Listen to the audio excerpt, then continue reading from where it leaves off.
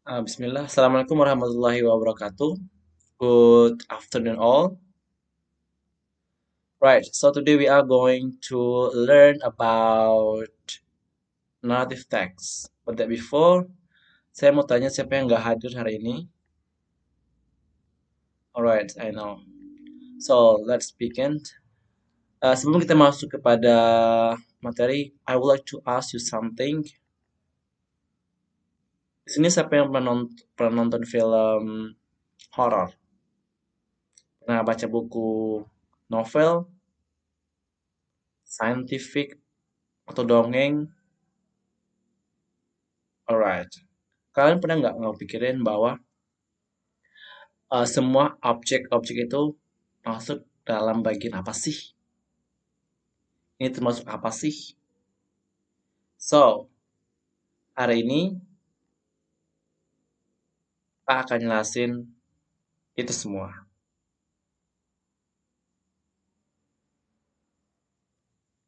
So, let's see. Definition of narrative text. Apa sih narrative text itu?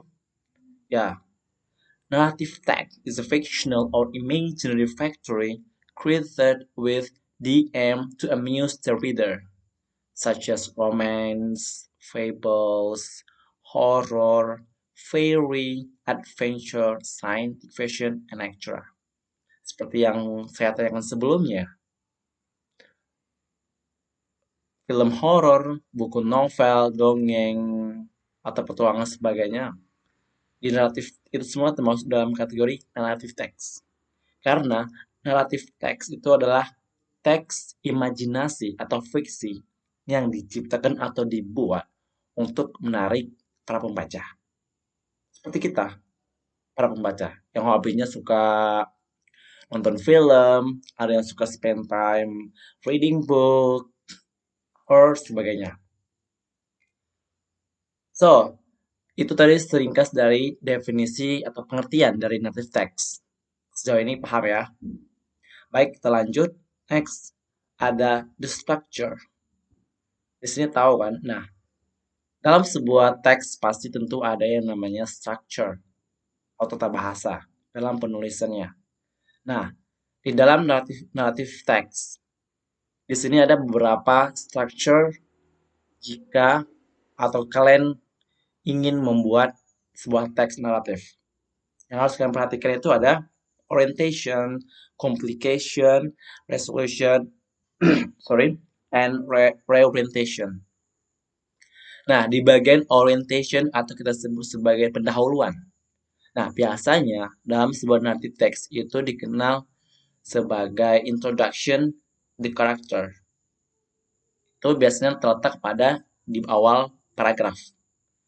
And the background juga. Mereka termasuk semua dalam di bagian paragraf awal. Nah, itu yang kita sebut dengan orientation. Apapun yang berkaitan dengan pengenalan tokoh atau belakang cerita itu terletak di bagian orientation. Next, complication. Nah, di sini kalian tahu kan apa itu namanya konflik. Biasanya kalau di film-film kan ada yang namanya antagonis, pertengkaran-pertengkaran, pertarungan-pertarungan, itu yang kita sebut dengan konflik atau masalah. Nah, di narrative text ini, complication itu biasanya terletak di paragraf kedua atau middle of text. Ini disebut dengan conflict of the story. Dari awal sampai ke puncak permasalahannya. Nah, biasanya kan kalau untuk bagian complication, nah itu bisa kita lihat berbagai variasi pokok permasalahan yang bisa kita temu dari beberapa tadi sebelumnya kayak film, nggak hanya film, buku juga, bahkan di kehidupan sehari-hari juga ada. Itu kita sebut complication. Nah, number three, resolution, the end. Nah, di bagian ini, ya, tahulah kalian apa itu the end kan? Karena the end ini bisa kita katakan dalam narrative text ini, itu adalah akhir. Gimana sih cerita itu bisa berakhir? Happy ending kah? Sad ending kah? Or gantung sama sekali. Nah, itu yang tadi itu yang disebut dengan resolution atau the end.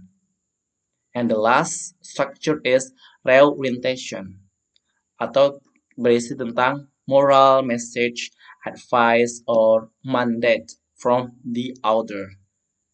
Nah, biasanya sebuah narrative text itu di bagian akhir the end itu penulisnya akan menampilkan beberapa caption seperti pesan moral, nasihat-nasihat dari cerita tersebut.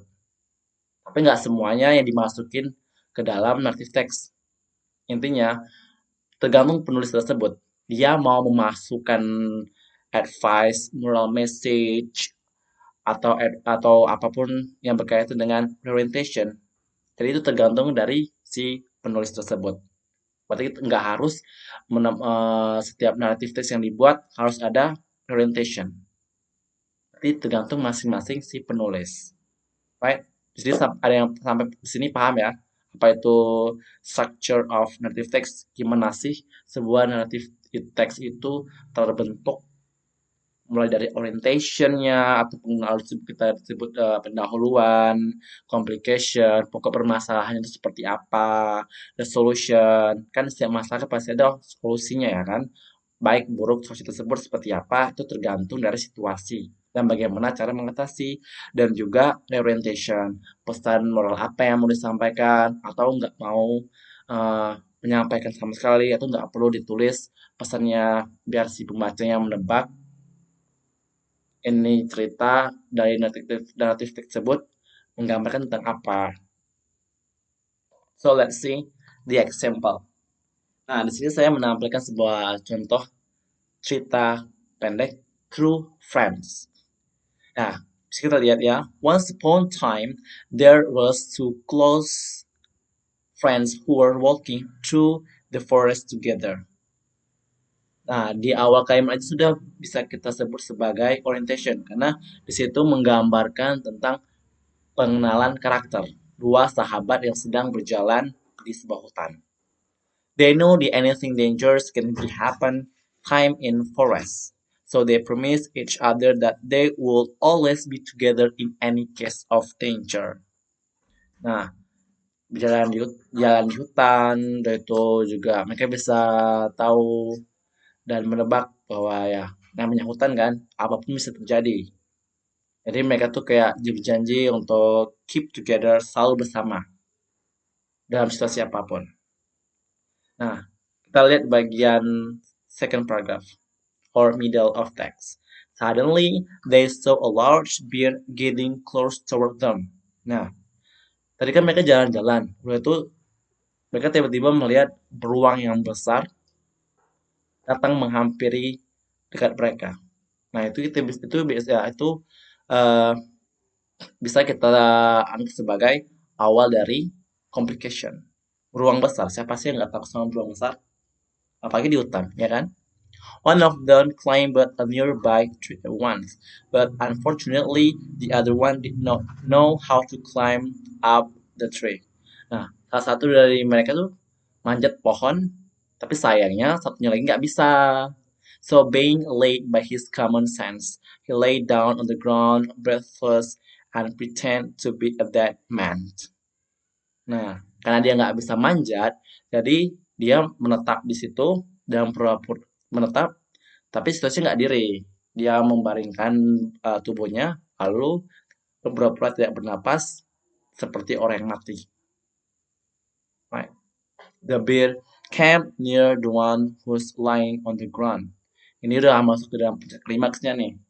Karena tadi mereka lihat beruang tuh mau mendekat kan. Sekarang posisi beruang itu udah dekat menujunya. It smell his ears. Tadi beruang itu mencium telinga si salah satu temannya tadi yang pura-pura mati. And slowly sudah pelan-pelan left the place, meninggalkan tempat itu. Because the bears do not want to touch the dead creatures. Karena beruang itu dia nggak mau menyentuh orang yang sudah mati atau makhluk yang nggak bernyawa. After that, the friends on the tree came down and asked his friend who was on the ground. Nah, teman tadi yang manjat pohon turun lalu bertanya sama temannya, Coba tadi yang di bawah teman. What did the bear whisper in your ears? Apa yang dibisikkan beruang itu ke kamu? The other friends replied. Terus temannya menjawab. Just now the bear advised me not to believe a false friend. Coba tebak, ini artinya apa? Just now the bear advised me not to believe a false friend. Dia bilang, jangan percaya atau jangan memilih teman yang salah. Nah, di sini ada yang disebut nah, di bagian kan kita bisa lihat di bagian last itu ada yang namanya uh, orientation, no, ada yang namanya resolution, right? Nah, resolution di sini itu bisa kita lihat di bagian di mana beruangnya itu menghampiri tapi tidak menyentuh. Berarti puncak klimaksnya itu mereka nggak tidak apa-apa. Endingnya nggak terjadi sama apa-apa. Yang manjat pohon selamat, yang di bawah berperan sebagai orang mati juga selamat. Jadi situasinya itu aman, nggak ada yang terjadi apa-apa. Nah dan juga malahan eh, dia dapat advice dari si beruang itu, unexpected, surprise, not to believe a false friend. Nah di sini ada reorientation atau kita sebut dengan sebagai pesan moral atau advice dari si penulis. True friend in needs a friend in debt, right? True friend in needs a friend in debt. Nah, itu yang kita sebut dengan orientation. Di sini sengaja saya tampilkan contoh yang ada 4 strukturnya. Dari orientation, complication, resolution, and orientation. Nah, ya, itu. Jadi sekarang I ask you to create or analyze one facts. Feel free, bebas mau milih apa, teks apa, tapi yang terkait native text ya.